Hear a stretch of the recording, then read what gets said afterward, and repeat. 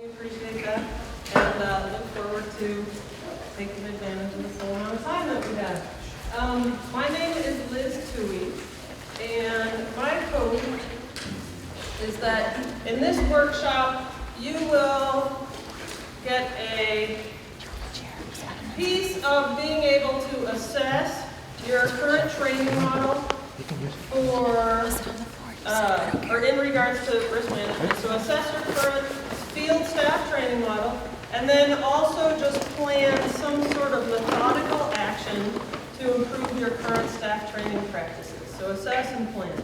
And maybe you'll do a little bit of that actual assessing and planning here, or maybe you'll take some of the thoughts from this workshop and do that after you leave. But in the end, my hope is that in you all investing this 90 minutes here, that you will be able to better help your staff to be risk managers.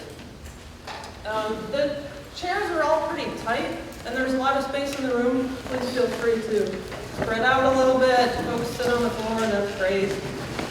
Be anywhere you want.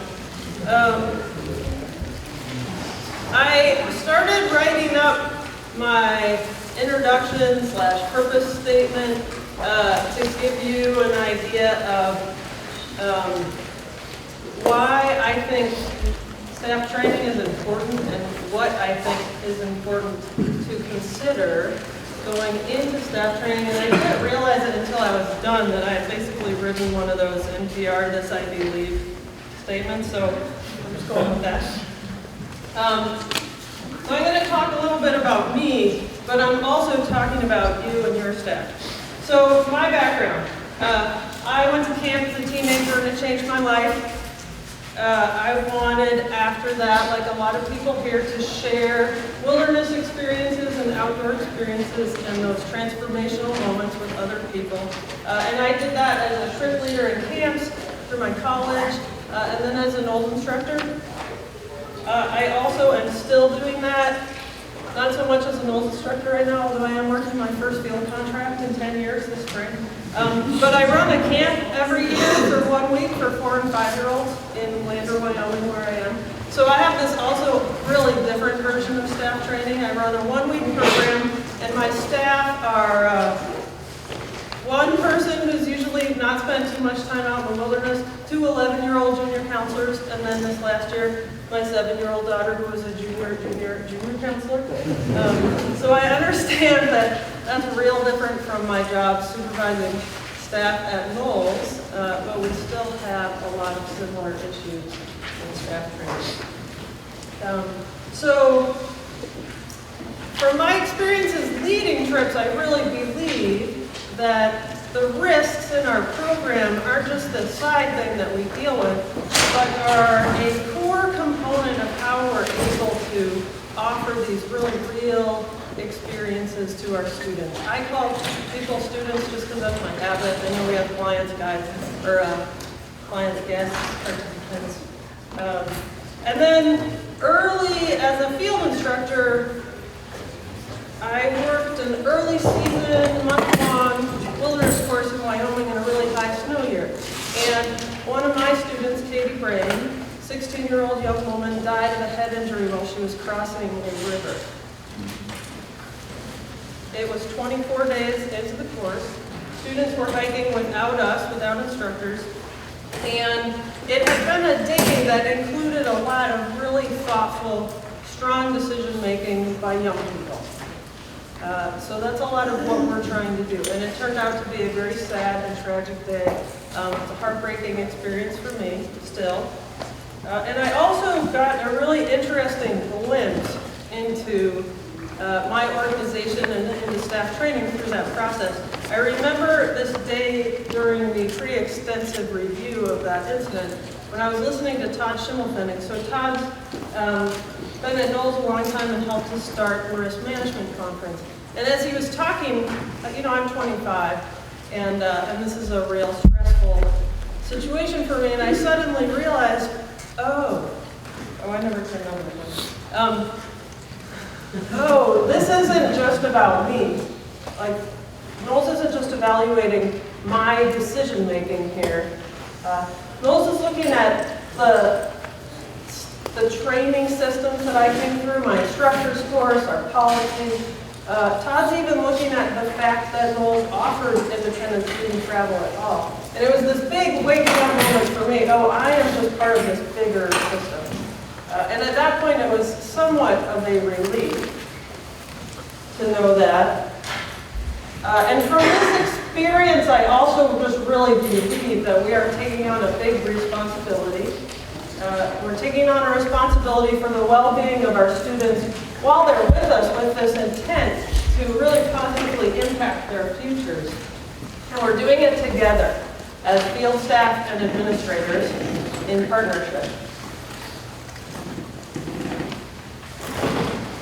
So one of my best jobs has been program manager at Knowles Rocky Mountain. So Knowles has students all over the world, but our largest branch is in the Rockies. We have 250 staff there, or at least we did when I was working in there. And my job with the team was to oversee program quality, staff supervision, and risk management. So I went from understanding I was part of a system to learning how to leverage change within that system. And we don't have staff ever all together at one time. So we're making change in little bits and pieces. And from that experience, what I learned is that I believe human behavior is a wonderful puzzle, if sometimes maddening and mystifying, and that people come with this really curious blend that we don't really want to change, and staff show up really wanting to do a good job and wanting to improve, to do a good job. So I don't want to change, but I want to improve. Oddly, then I took this other job as business operations manager for Knowles Professional Training. And so Knowles Professional Training was this newly formed part of Knowles where we were experimenting with different courses. And we had these people designing some really neat programs, like staff training for astronauts. And they were, you know, like a single person with a lot of freedom and independence. And my job was to come in and squash that independence by creating all these systems that would help us grow and flourish as an organization. And it was a good idea, but it was hard for people at times. And through that, so I went from understanding I was part of a system to trying to implement change in a system to creating these systems. And through that job, I learned that change in systems does not happen linearly. If you are trying to change the behavior of your staff in the field, it's a little hard to track. It's like working with 12-year-olds or 15-year-olds or even 20-year-olds. Like you think they really learned how to set up camp one day, and you're like, check, I got that, and then the next day their camp was horrible. But it doesn't mean they didn't learn it. It's just part of the process. So it requires patience to create or change systems. And then the other thing is just that change will not happen unless there's somebody working really hard to make it happen. So there's this Einstein quote that you all might very well know that the definition of insanity is doing the same thing over and over again and expecting different results. So that's not making change in your systems. And then now I'm a risk management consultant. I still work for Knowles. I get to talk to all these different programs doing wonderful things and looking at their own systems in different ways. So from that experience, what I'm assuming when I look out at you all is that we each have different missions, different programs, different staff, different challenges, different competency levels within the staff in our program, and really different training models. I also think a lot of us oversee field staff whom we never see do their jobs. And that's weird. And that we're all trying to continually improve our programs. There's not this place where you've now got a good staff training model, you've now got a good culture of risk management, and you're done. We're always still trying to get better. And then the other thing that I keep finding in my consulting and training work is that program managers know their staff and know their program. And they tend to know well enough that they either know what their staff need, or they know what changes need to be made, or they can figure it out pretty easily through dialogue.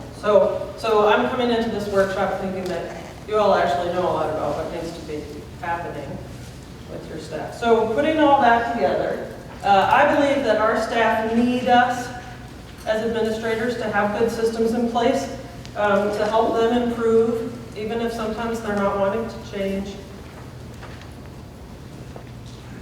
And to be all working together for a very powerful and effectively managed student experience. And the reason that our staff need us is because in times of tragedy, and I believe really all the time, we all need to feel like we're part of organizations that are caring and responsible. All right, so that's my feelies.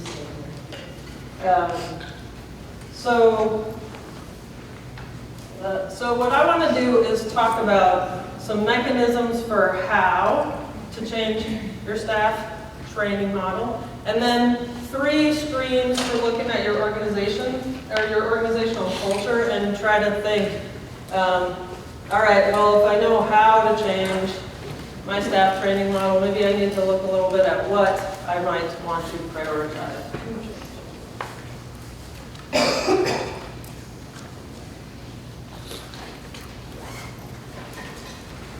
So, going back to this job where we had 80-month-long courses roughly in the summertime and then semesters throughout the year.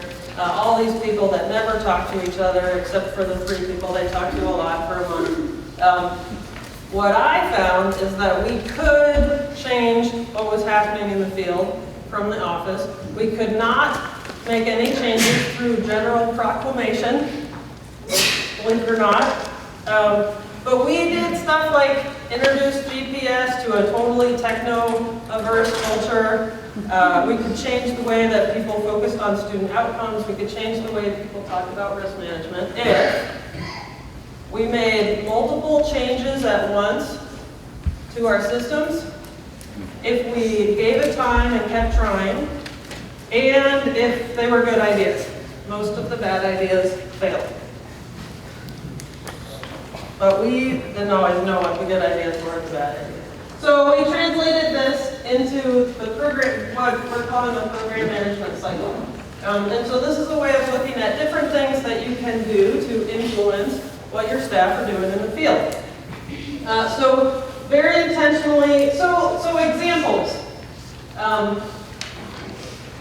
If you think your staff are having too many lightning encounters, you can use the program management cycle.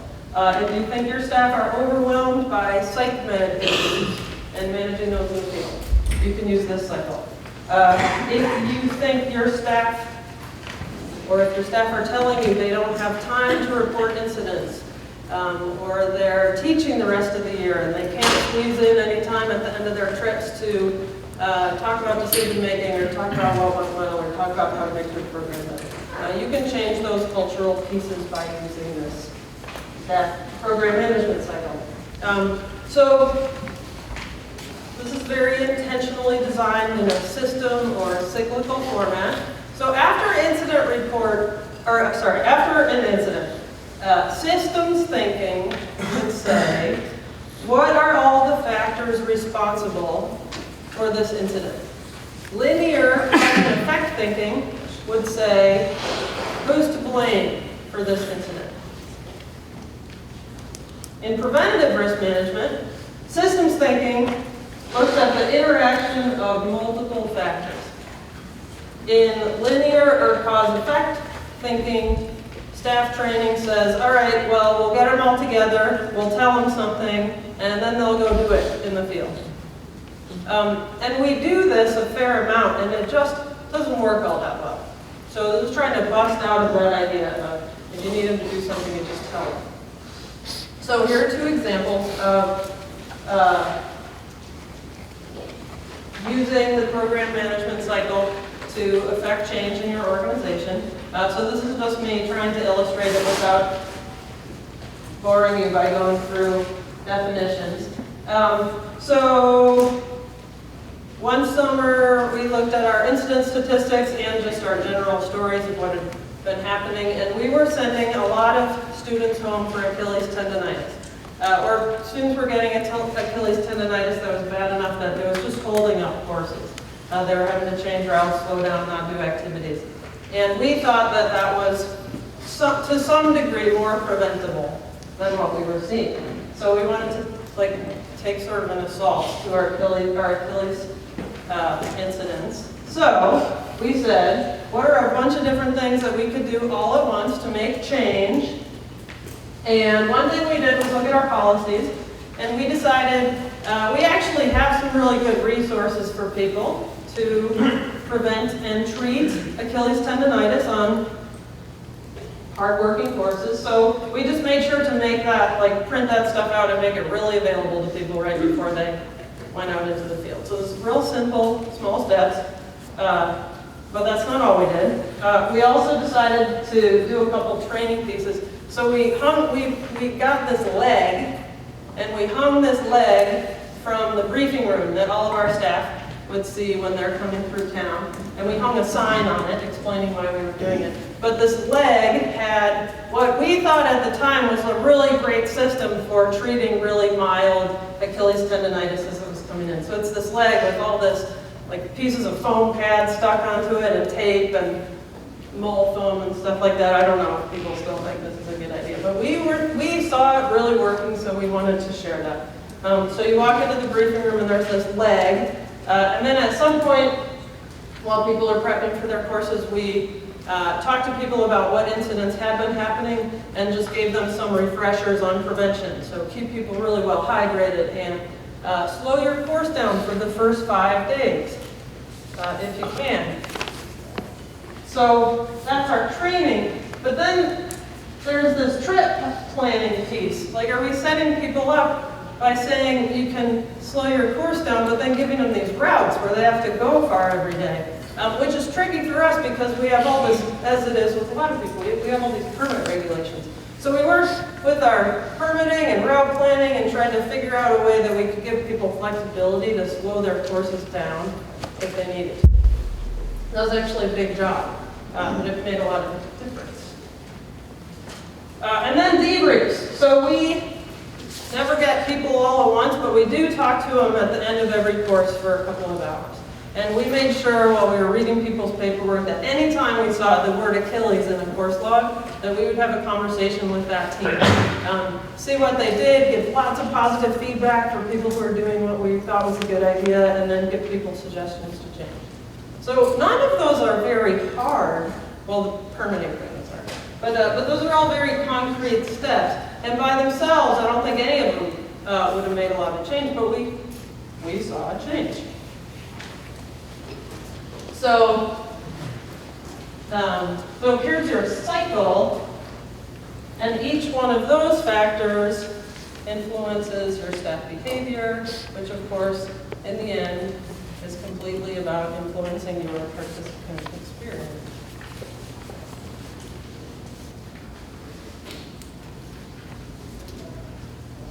Try not to go too fast so no one gets seasick as that comes around.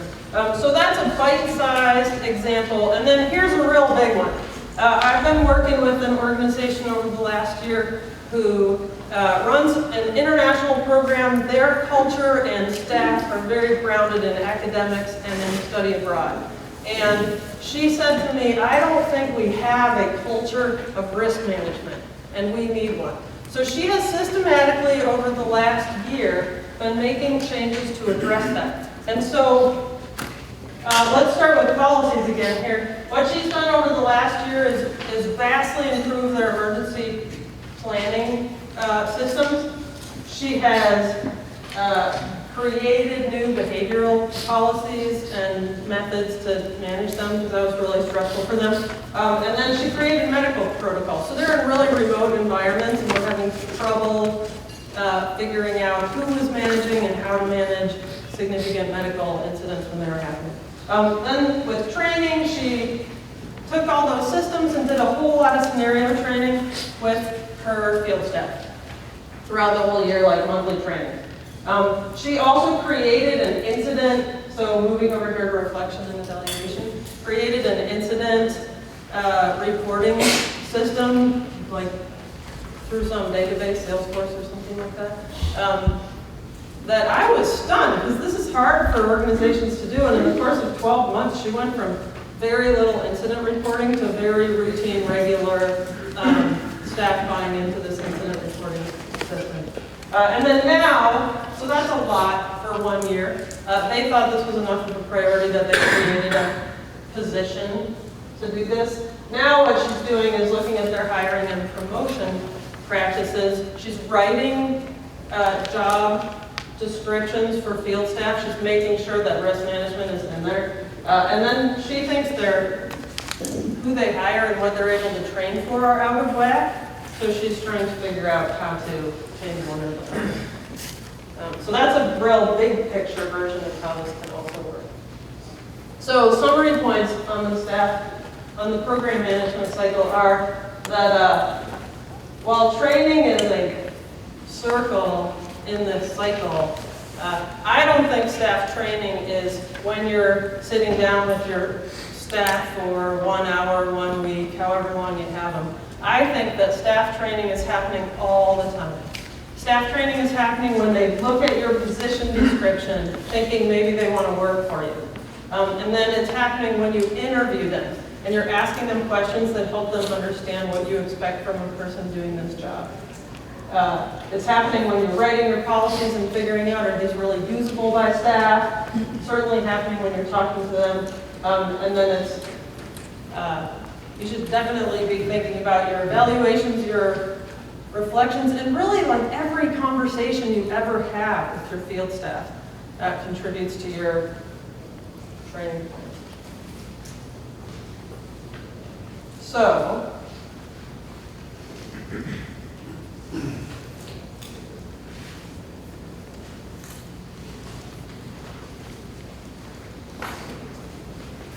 you've got these very tangible ways that you can influence staff behavior.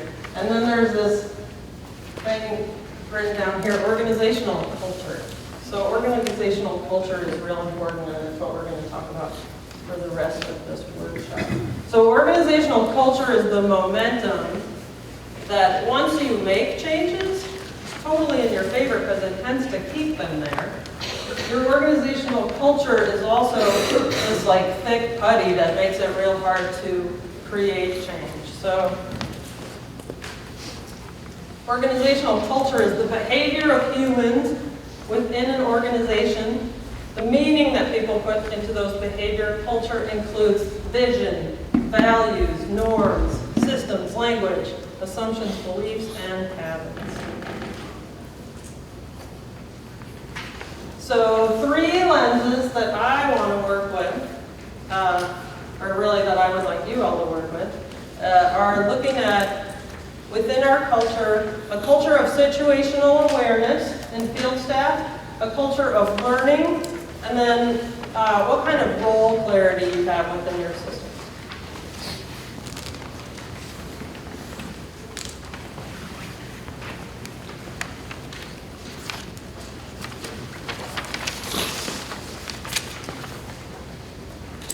Okay, so everybody think about your field staff right now, and think of somebody, whoever comes first to your brain, that you think is a naturally excellent field risk manager.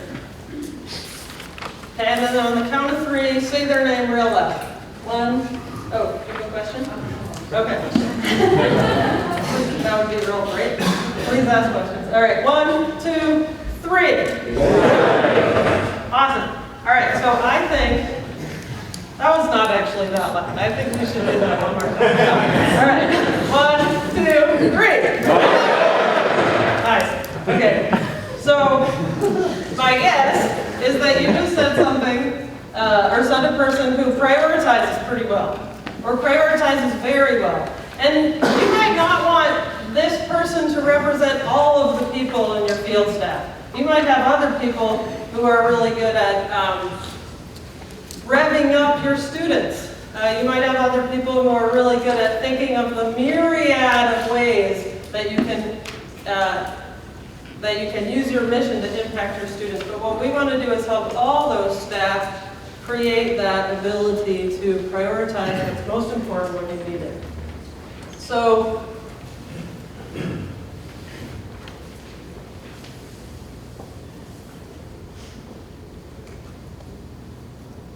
situational awareness. So after my student Katie died, I found that the way I talked to students changed. It was like suddenly the world had been divided into these two categories, things that could kill you and things that couldn't. And suddenly everything seemed a lot more simple. Really, it seemed like everything got categorized into things that could kill you or things that could break your leg. So I'd be talking to people saying, hold on guys, like this is one of those situations where there's a whole lot of exposure and this could kill us. Or if you jump over that creek with your 70-pound backpack on, like you maybe could break your leg and that's probably the worst thing that could happen. At the same time, oddly, when Knowles went through the review of the incident, we realized that we had just gotten to a place where our mentoring training method wasn't enough because we had so many field staff. And so Knowles took all of the activities that we do and divided them into things that could cause a fatality or a disabling injury or illness and things that couldn't. And we went from a very anti-manual culture to having written what we call accepted field practices for all of those activities that could kill you. There is, which actually isn't very many. If you look at all the courses Knowles runs, that stack of practices is a little daunting. But if you go out and work a Wind River backpacking course, which isn't any more or less dangerous than any of our other programs, there are basically 6 things that can kill you.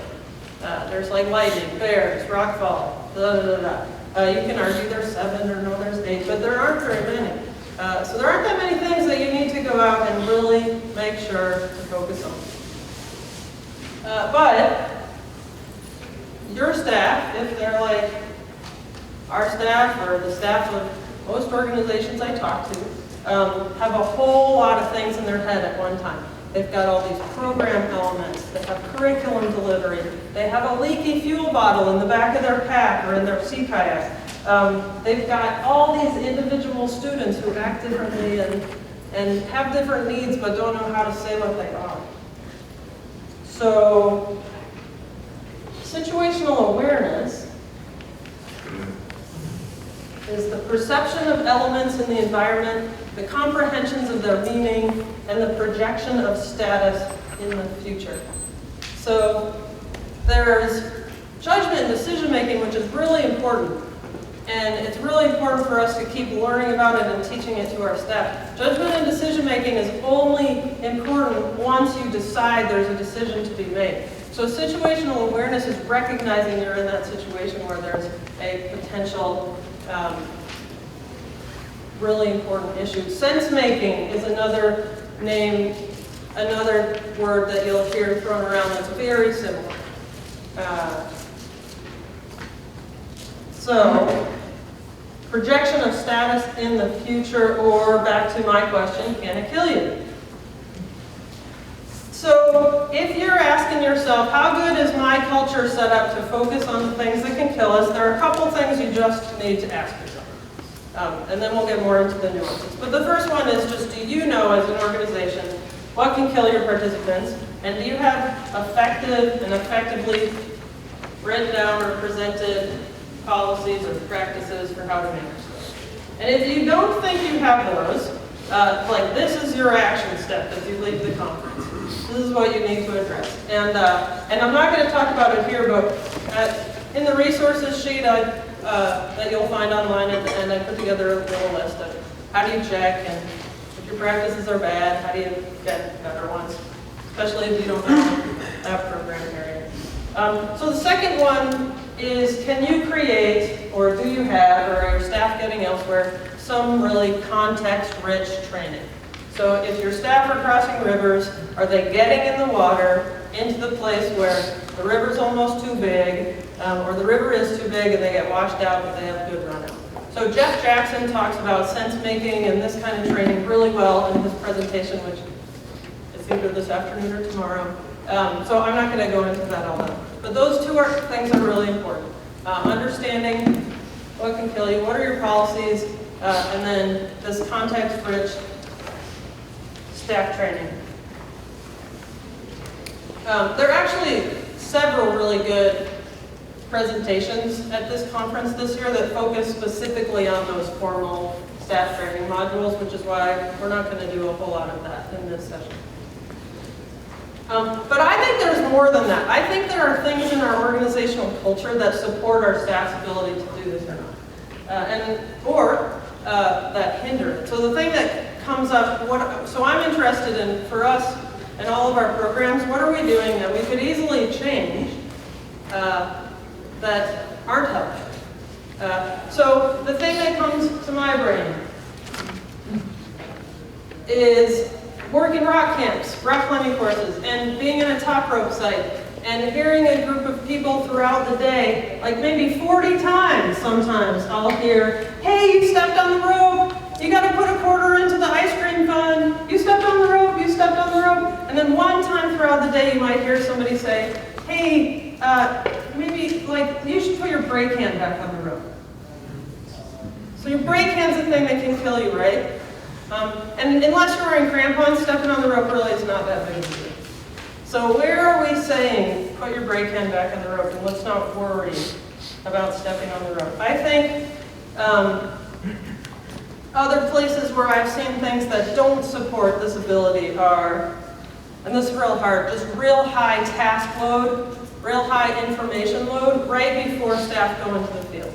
Right before staff get on the bus, when we want them to magically transition into this mode of being calm, focused, and have the wide view. We're stacking more and more things on. When I first came to Knowles, my perception as a young instructor was that there was this really high focus on not having evacuations. When I was a student, my instructors got taken out to dinner because we didn't have any evacuations on our course.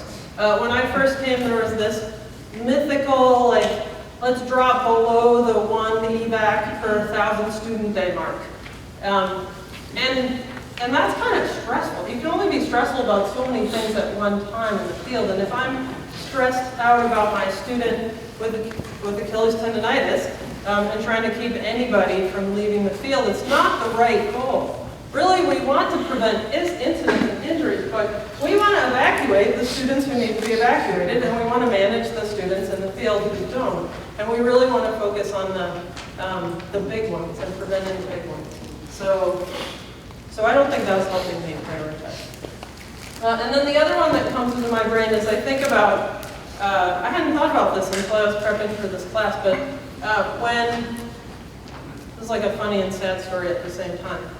When Katie died, we had so many river crossings. Like we didn't move some days because there were boulders running down creeks, so they got a lot of exposure to this. But I also forgot the frying pans on this course. I packed them. This is like my human factor. I have a trail of forgetting things. So we had no frying pans on our course, and we had all these hash browns and pancake mix and stuff like that. So on the day that we taught river crossings, my friend Bridget taught river crossings, and I didn't go to the class because I was trying to learn how to make pancakes on a pot lid, which is important. But I thought about that, and we did not, in the review, decide that there was anything wrong with the river crossing class or that my not being there caused the incident. But it just made me think, like, what are we saying when the people in charge of the course aren't at the class where we teach about one of our obvious big hazards for the whole rest of the time? What are we saying in our administration if we punt down and delegate risk management to program managers and our upper administration isn't involved at all? What was I saying there? Or what could I have been saying just by standing there at that course saying, hey, this is an important enough topic that when stuff like this comes up, the whole group comes together to talk about it. Things that I think we do that help this, or things that I think we have done, these little simple tasks to help support this prioritization, are when I was program supervising, we went around and tried to recover the stories of the fatalities that had happened at Knowles. It was hard to know what they were because the information just wasn't together. So we made stories. We didn't make them up. We gathered the information and made them available to our staff, really readily available. I think we do a good job when we do reminders. So when we have hiking courses go out into the mountains in September, we do this gross cold injury slideshow first. Because those folks can end up in real cold temperatures with a lot of snow. Sometimes they don't, and it's easy to forget. But if you've just seen this slideshow with pictures of frostbitten feet and tools for how to change it, it's the factor that's changing that I'm about to have to deal with. And then the other thing that I think has helped is, like I try to sit down before every course, and it takes 5 minutes, it could take 15, and just say, hey, Rebecca, what are the things that can kill people on the program that you're about to work? And I have like 5 different versions of how this conversation goes. It might be 2 minutes, it might be, we had a whole summer of talking to staff that was really valuable for us, saying, what are the things that can kill you going into this course? What are the things that distract you from those immediate priorities? And then, what are things that can help? So it's a really simple conversation, but what we learned over 2 months of having these conversations with our staff is that our staff kept telling us they were overwhelmed with managing student behavioral incidents. So this is not what I would have come up with.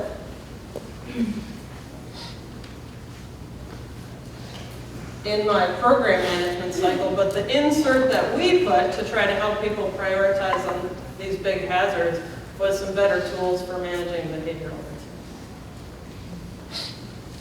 So, look at your handout and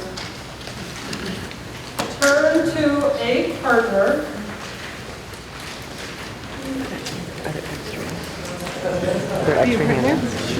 And you've got a section that says situational awareness. Question number 1 to talk to with your partner. And you know, honestly, I would not even worry about introductions. It takes a little time. You can introduce yourself if you want to. Make it feel weird starting these things. This is who I am. This is who my program is. So just get right into it and start talking about what competes with your staff focus and what's something you can do to help. Okay. Let's go. Situational awareness. Focus on mitigating risk of the cause of serious focus.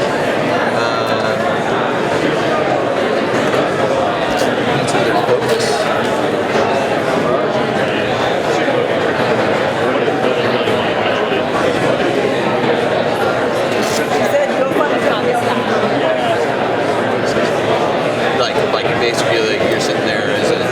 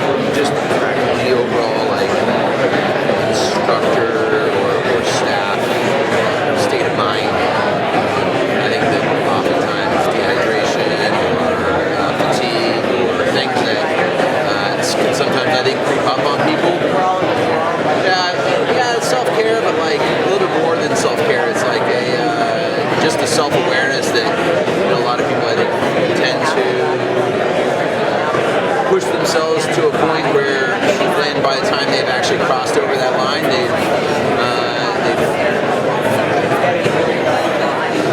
haven't noticed it. Yeah, so it's a lot of self-care related stuff.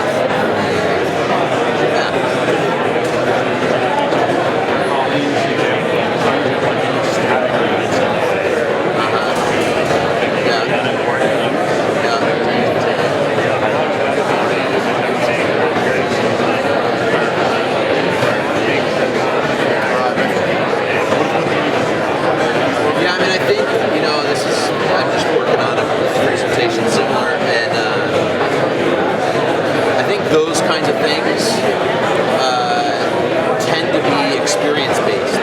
Like if you parked yourself in the wrong place before, then you tend to recognize, and you're like, cued into, that's what I would call a situation where being cued into that situation awareness and being like, oh, like, even though my kid's about to shit my pants, I can't stop here right now because I've kind of done that before. I've been there and I understand the problems of that. Whereas I think that even experienced folks can get, even if you've been there before, if you yourself are altered or fatigued, even really experienced people can make those similar mistakes because you're not on your game. Yeah, it's harder to. What I think is like those elements are from a place of experience. You're like, oh, like why didn't they see that kind of stuff? But it's largely because we've done the same things. And what's that? Meaning making.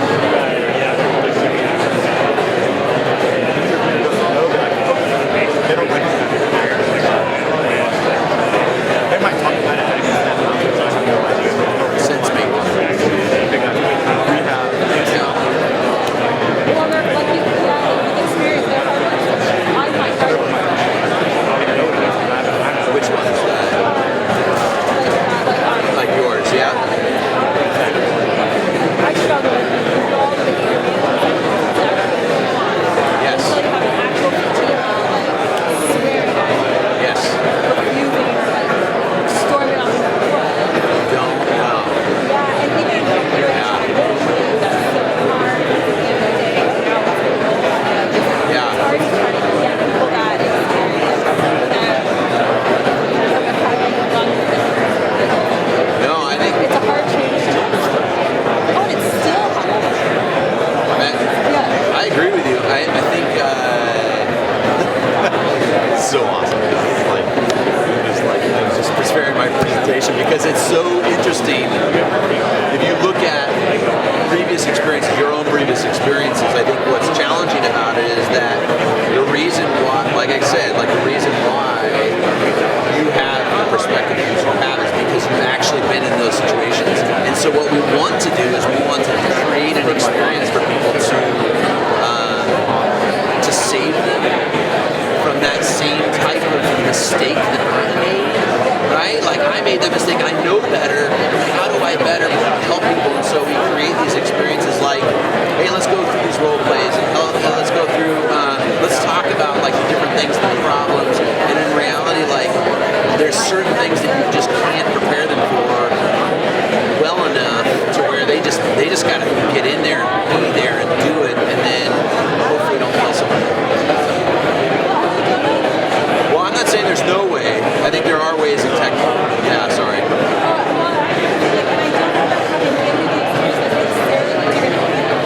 No.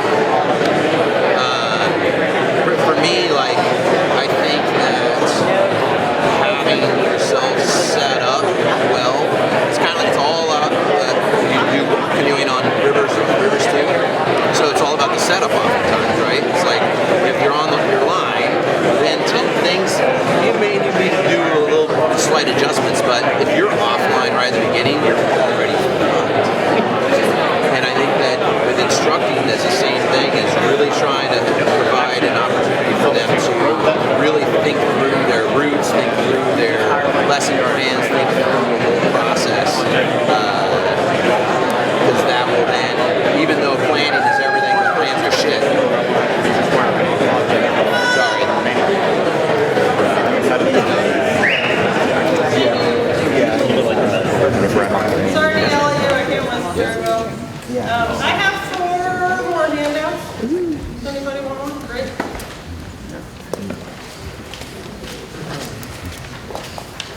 Two here. Great. All right. I really want to hear what you all are talking about, and we're going to move ahead and try to shoot for some time at the end that we can talk more fully. So we're going to move ahead to, I forgot I brought sunglasses, so we're finishing our first lens of situational awareness and putting on the next lens of culture of learning. These are all my daughters. She's outside and this. Exactly. I can see. Yeah, she's having an accident. All right.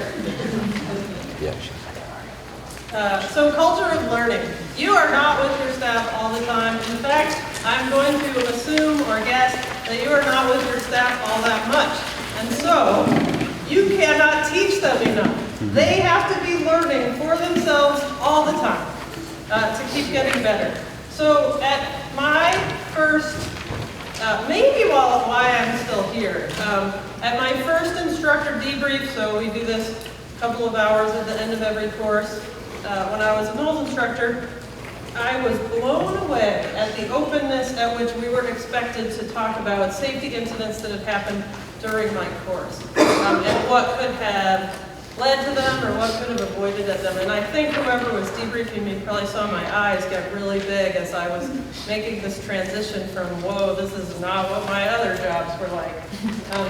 But I quickly, it's hard, right? Because there's like the little part of myself, it's like, I don't want to talk about that, I don't want to tell anybody that. And then there's the big part of myself that's saying, no, I really, really do. I really want to talk about these, I really want to get better, I really want this to be a comfortable atmosphere to talk about mistakes, to recognize we're human, to recognize we make mistakes, and what can we learn from them.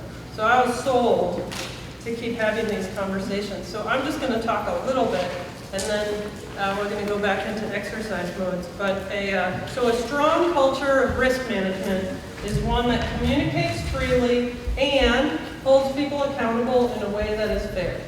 There's a brilliant book called Just Culture by Sidney Dekker. We're trying to get him to come to the conference to talk.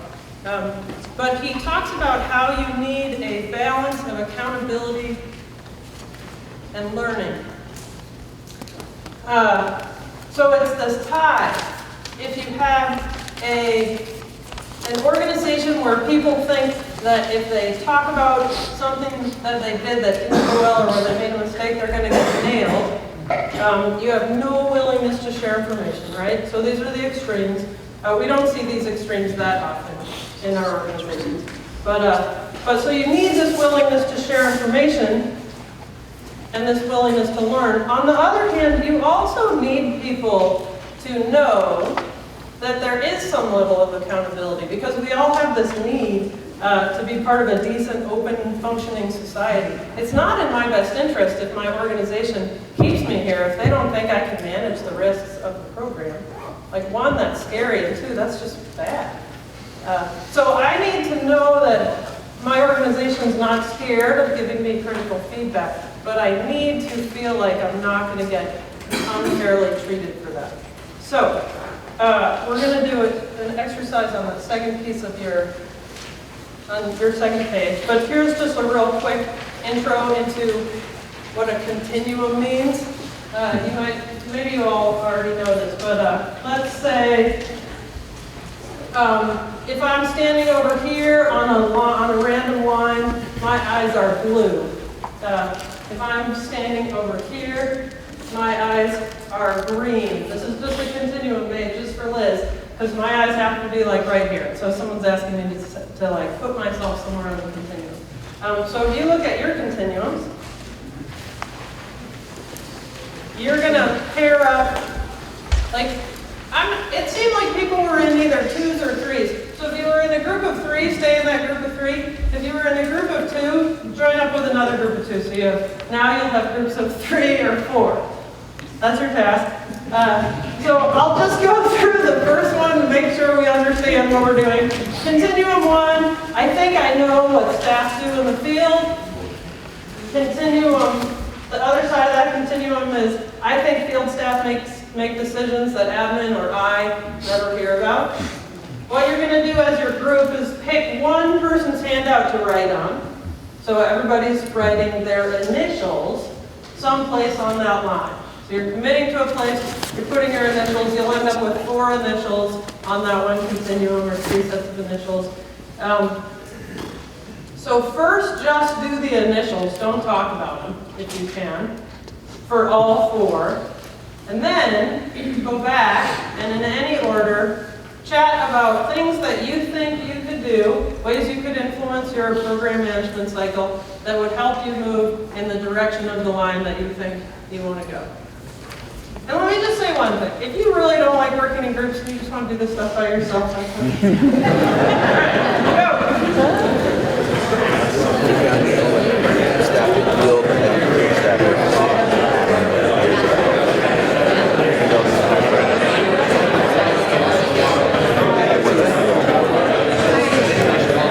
I'm going to just play off on that.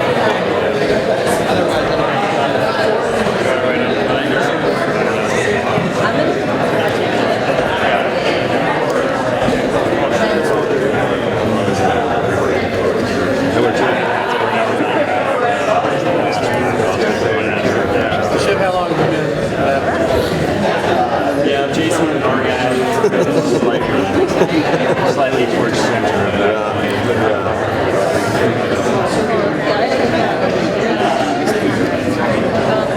This is like the line. These are the extras. Like this statement.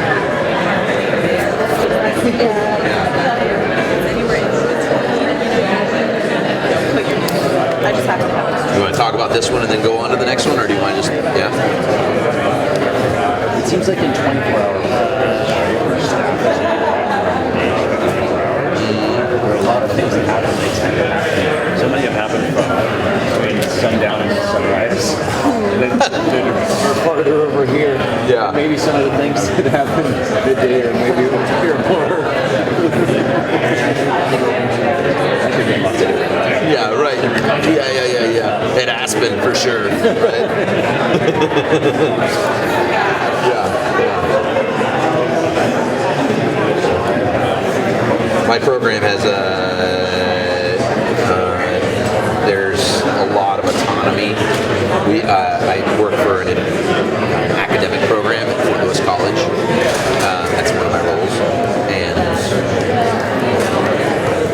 there's a lot of autonomy, partly because of what they call academic freedom, but then just in general, faculty to be hired there, they tend to have a lot of experience, previous experience, so I think there's a lot of assumptions made, and not as much like, hey, like, let's really be clear on our communication, and there's very little evaluation of our faculty, no field evaluation unless you happen to be working with someone. There's no no debriefs unless there's like an incident. So yeah, it's interesting. It's a core. The culture is scary. Oh, I'd like to be like just up here. I mean, yeah, I'd like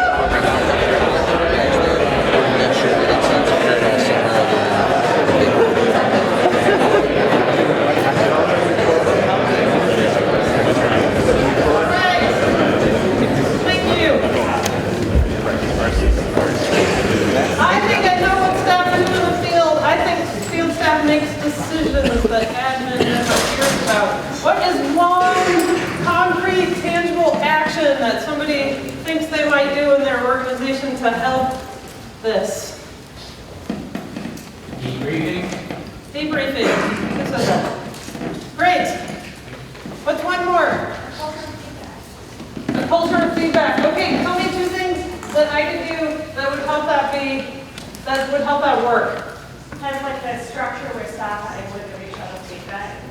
Great. So they kind of have to go as part of their program to wrap up. Okay. They have to give each other feedback. Great. So that they can become more normal. Great, so it becomes normalized for me as a field instructor to just know that part of my job is giving and receiving feedback. It's scheduled in, it's routine. I like that. Go into the field and observe, Why? because then you see what's happening in the field.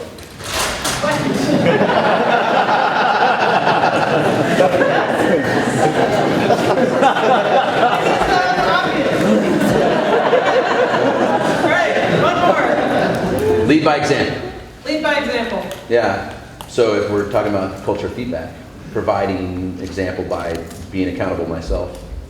Great, so And maybe owning share up. stories about things you're doing that Yeah. aren't the easiest to reveal. Yeah. Or just current things that, I messed up on this, I think you could have done this, I think we did this, just Great.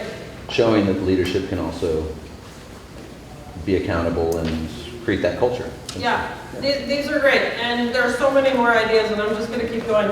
But just 2 thoughts. One is that yes, these are tangible ideas and feedback. Like, keep working on it. It will not change if you don't work on it. We are working hard on it at Knowles, and it is still. We have this great environment of talking about risk management issues. We still cannot buy into writing down feedback for people outside of risk management issues.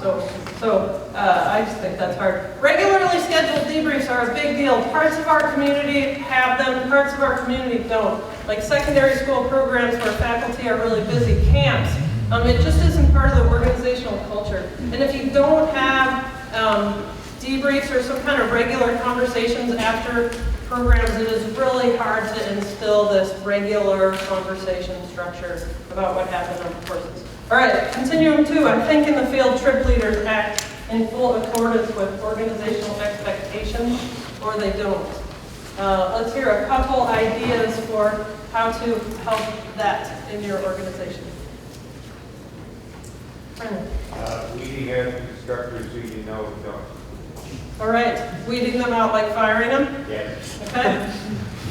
I was just having clear expectations. Having clear, yeah, right. They're communicating. Yeah, if they don't know what I expect, how are they going to do it? Great.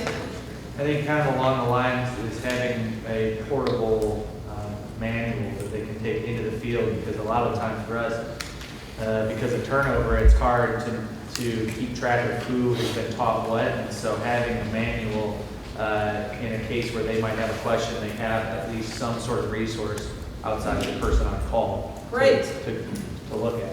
Great, and make your manual so it doesn't weigh 5 pounds if they have to carry that with their human labor. One thing I would add to this is just can't emphasize enough the idea of good supervision. If I have a relationship of trust built up with my staff, they are more likely to respect and follow through on things I'm asking of them. Things that might include are building those relationships, being fair, being appreciative of your staff, and role modeling growth.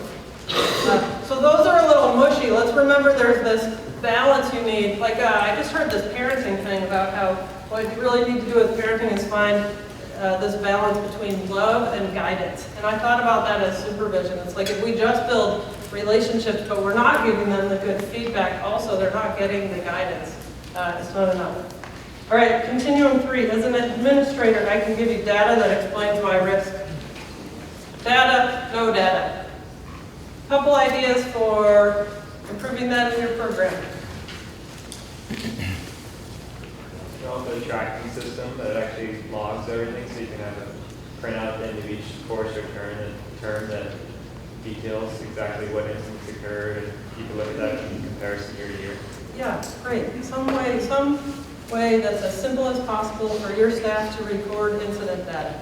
And some system of checkboxes and numbers that make it so it's comparable to one another, not just these lengthy descriptions.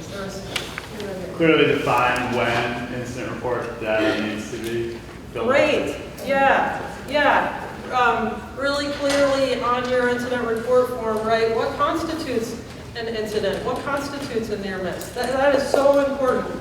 An incident includes something that means that a student misses over a half day of program, or you have to pull out the first aid kit, or you have to do more than customary first aid care. Just those really tangible guidelines. As well as maybe an explanation. If you're not sure, write it down.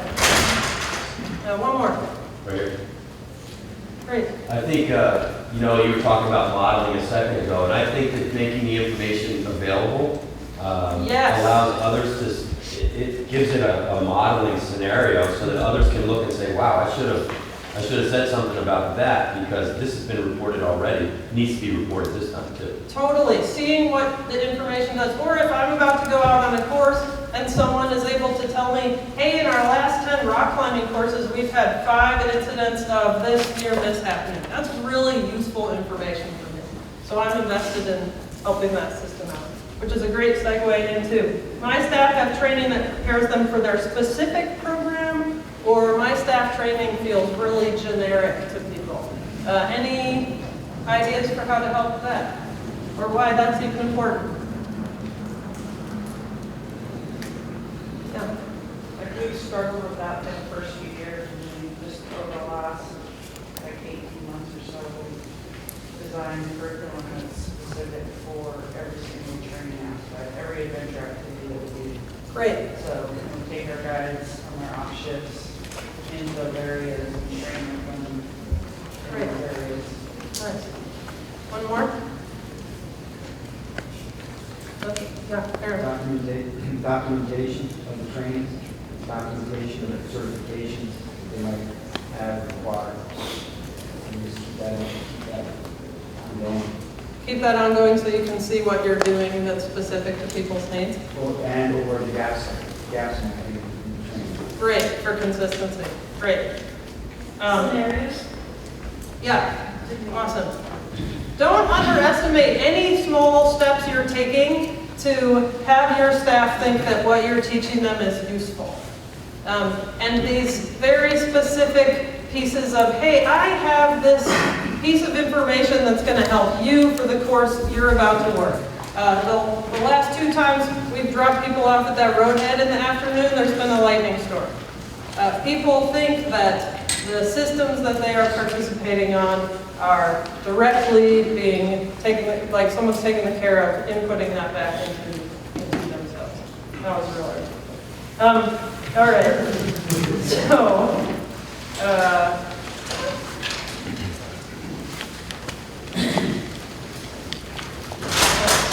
So culture of learning, we've got learning and accountability, debriefs, fair and respectful supervision, incident reporting, guidance, and training fueled by feedback. Role clarity. So, third pair of sunglasses. I think role clarity is less of a organizational culture piece, but just remembering that all of our risk management systems, all of them, are made of people. And each person needs to understand their role in the system for it to function properly, and often they don't. Often we don't. And role clarity can be really low-hanging fruit for identifying how to make our systems work better. So my daughter, the other day, was my anniversary with my husband, and we did this s'mores party, and we started to tell her about getting married, and we started telling her this story. In our wedding, we had these themes, and she totally interrupted us and said, yeah, so having me, like her whole focus was that our whole lives were just designed to have a baby. And it can feel like, as field staff, that your job is to run these programs. And it's really important, and that's great. And field staff can be really passionate about running those programs. And for your systems to work well and for you to be able to help them, it's really important for them to understand that they have a role in a larger system. So roles are incredibly powerful in giving meaning to our immediate experience. Carl Wheat is the sense-making guy, and So this is going back to this idea of being in an unfamiliar situation, and I make fast sense that this is a potentially life-threatening issue. He says that our ability to do that is highly dependent on our understanding of our role in a group.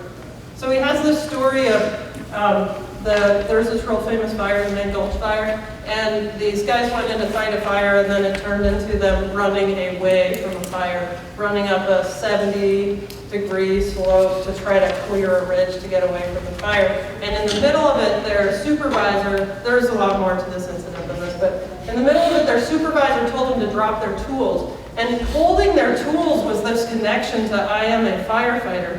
Without their tools, they were just a person running away from a fire that was out of control. And right after they dropped their tools, their supervisor told them to lie down on the ground in this place where he had set a little brush fire. And that was a new practice. They weren't familiar with it. They no longer had any reason to listen to their supervisor. They kept running. 2 out of the 16 guys cleared the ridge. He lay down. He survived. Those 2 guys survived, and the other 13 didn't. So I read this, and I was thinking of this time that I went climbing with my husband. And I've been working a lot of rock climbing courses for Knowles, and I hadn't climbed as much with him. And we went into the Tetons, and I was like walking over to him on a ledge and knocked over this pretty big rock. And I didn't yell. Like, I don't think there were people below us, but there sure could have been. There's a trail down there. And I didn't yell rock, and he didn't yell rock. And neither of us could figure out why. And we did, but it was too late. It was a little too late. And I remember what was going through my head was that was weird. If I was on a horse, I totally would have yelled rock. And reading this article made me think, oh, interesting. Maybe it was just this role shift. I'm in an uncertain role right now with this person. I think we were both kind of expecting the other person to do it. And I was thinking about how different it feels in your role to sit down and talk to a supervisor in a routine debrief about an incident that happened in your course versus getting called into the director's office. Really, really different role. One is, I am a professional, this is part of my job. The other one is really like, I'm getting called to the principal's office and I'm getting in trouble. So how can we design a feeling of professionalism for our field staff? And what is just a normal part of their job? The other thing that role clarity, well, so symptoms that you have role clarity issues in your organization, which we all do. But symptoms in particular that this might be your priority is when you are thinking about your field staff and you find yourself thinking, why do they keep calling me? Or if you're thinking, why aren't they calling me enough? They're just making these decisions and I want to be part of those decisions. Or either side saying, why don't they trust me? Like, why aren't they just trusting me to do my job? That's often a role clarity issue. Power struggles or like mushy, confusing conversations that go on forever. These are often role clarity issues. Or here's an interesting one. Say your staff training model is that you hire other staff that have been trained elsewhere. Maybe you hire Knowles instructors or Outward Bound instructors to work at your program, and you find yourself saying, well, this is my high school program. Why are they running a Knowles course? It's a great training model, really, but you need that step to say, hey, what it means to be an instructor at our high school is this. Here's our mission. This is what's different.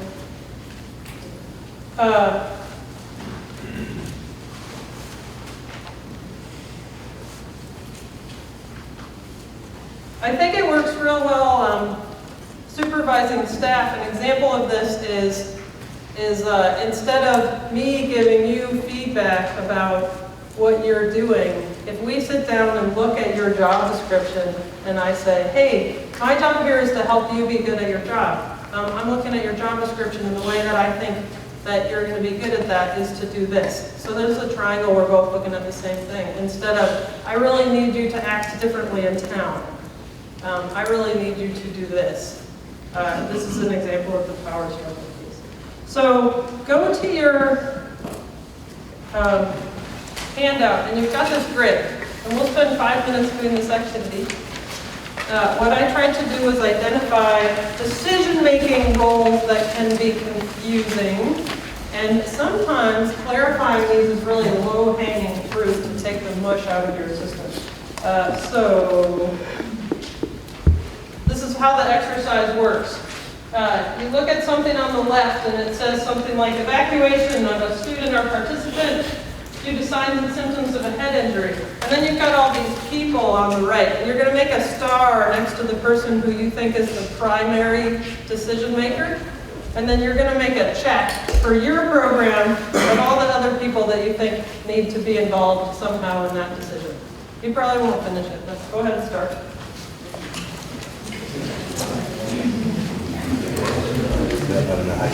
Okay.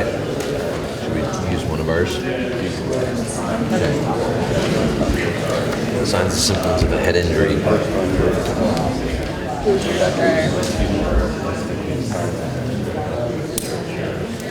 Personally,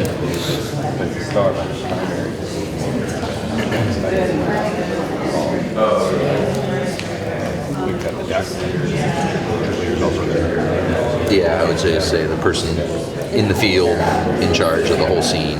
Yeah. People involved. Sure.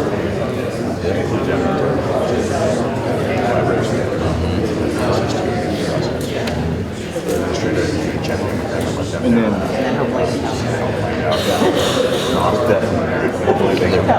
they may be the one who needs to facilitate like a pickup, evac car.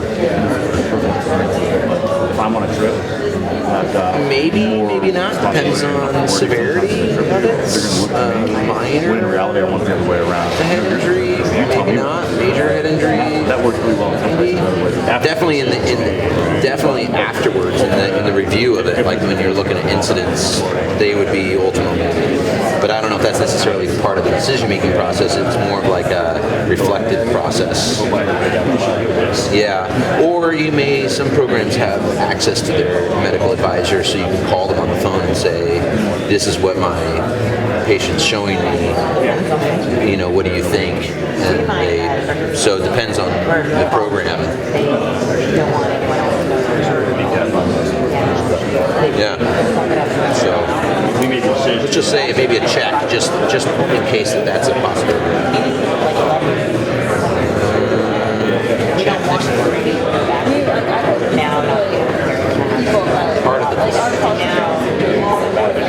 oh yeah. Yeah, absolutely. I would say that's receives a check,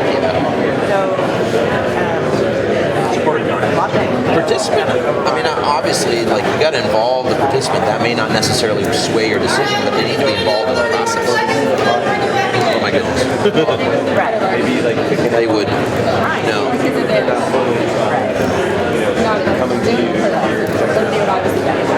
Yeah. Yeah, this is true. This is true.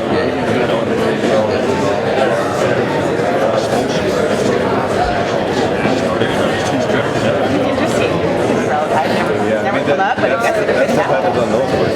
Heavily.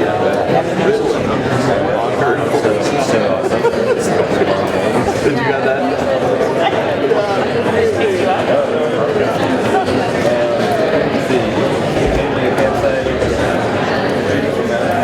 But it's an evacuation. Oh wait, sorry, no, it's an expulsion.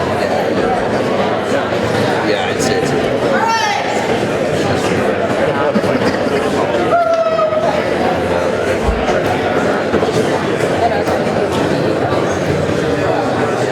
process, yeah. I mean, sometimes. I encourage you to spend a little more time with this grid, either on your own or with your staff. And I'm hoping what you'll take away from it is realizing that role clarity is complicated in most of our organizations. Unless you really are the only person who's making decisions, like my camp. But so examples of that are at Knowles. And a trip leader is really responsible for deciding on the promotion or the rehire recommendation of an assistant instructor. But the administrator has to agree. Right. So I had a course leader come out once having really significant concerns with her patrol leader, who's her assistant, but hadn't given them any of the feedback and wanted me to give it, even though I wasn't there. But she just didn't realize that was part of her job. Like, she was the supervisor there. And she also needs to realize that she might come out and make those explanations and I might disagree with her. And we need that to make our system work. It's not that simple. An evacuation of a student due to a head injury in our program, really those decisions are made by the protocols. Our trip leaders and our assistant trip leaders are really important because they're assessing and they're there, but they're using the protocols. So these things are complicated. As soon as you put a land manager in there, it gets complicated. So my final question for you all is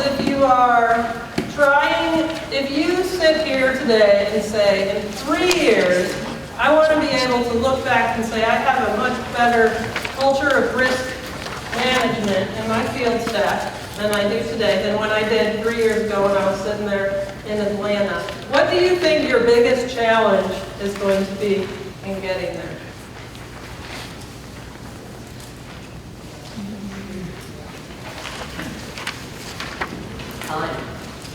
Time. Who said that?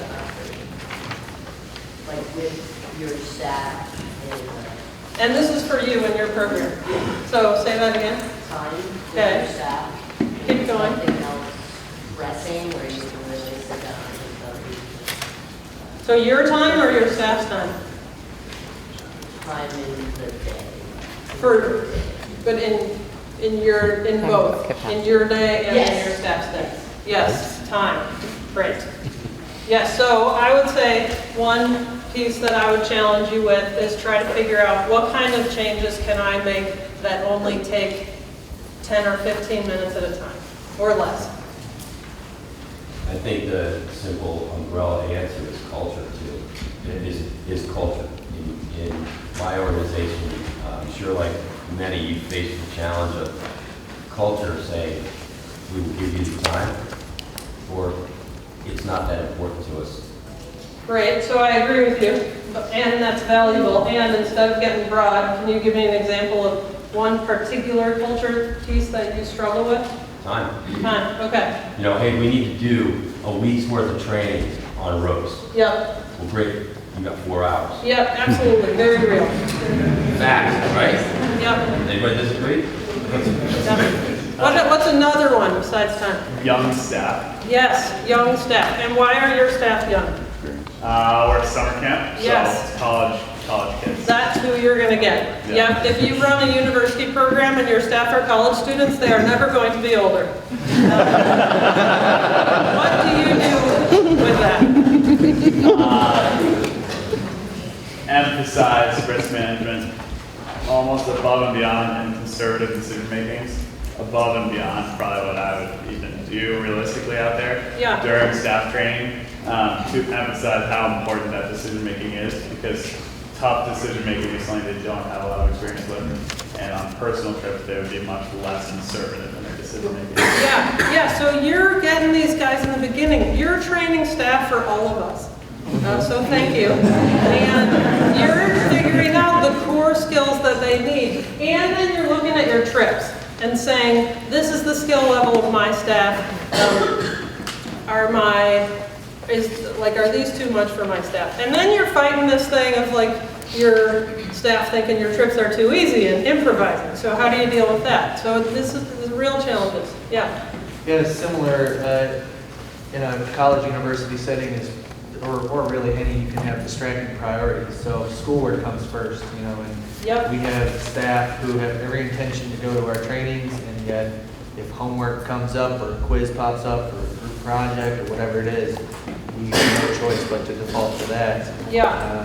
Yeah, so that's like, that's your climate. Yeah, so what are like 4 things that you can do in this cycle to, I'm not asking you. Yeah. That's fine, I think that's where you go. Like, what are the 4 little things I can do to change this culture? Because if I can change this culture over the next 2 years a little bit, then that culture is stronger, and then in 2 years I can change it a little bit more. So I only have time for a little bit. But if I sit here and think I can't do anything, remember that Einstein thing, nothing will happen. But a little bit will help. One more from Fred. Attrition. Attrition. Yeah. Staff turnover. Yes. Why do you have a lot of staff turnover? Well, I think we keep a lot of people, but it's a seasonal industry, and when you're only employing someone for one season out of 4, and you're also trying to hire people that are like 25, 26 and up, and you're competing with full-time jobs, you're competing with people's desire to settle down, and yeah, like competing priorities in people's lives. So if say we keep someone for 3 years, we're never going to keep them for 10. Yeah, and even if you do, they're doing something else for 10 months, so you have to remind them what their job is. Because the rest of the year they were doing construction. Yep. One more? Okay, that's fine.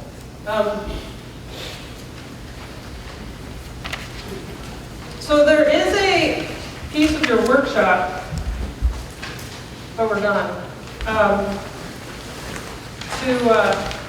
to just take, like, I think you learn a lot at the risk management conference, and they can become this like sea of information in your head that the further you get away from it, the harder it is to harness into some actions. So I would encourage you either right now for a couple of minutes or sometime in the next few days just to take that handout and say, let's not make a perfect system. Who knows, maybe in 6 months I will. But right now, when I've invested this 90 minutes into thinking hard about my staff, what are just 3 actions that come off the top of my head that I might take to help my culture and environment? So there are a few examples in here. We've talked about a lot of examples, but a few examples for things you might do are, and these are things you can do in 10 to 15 minutes. Make case studies available to your staff of serious incidents that have happened either on your program or somewhere else in that type of terrain. Establish some kind of routine conversation after trips, or figure out with this grid what decision-making roles are not clear in my organization. So thank you all very much for coming to the conference and to this workshop. And thank you, not just you, but thank you everybody for training our collective staff.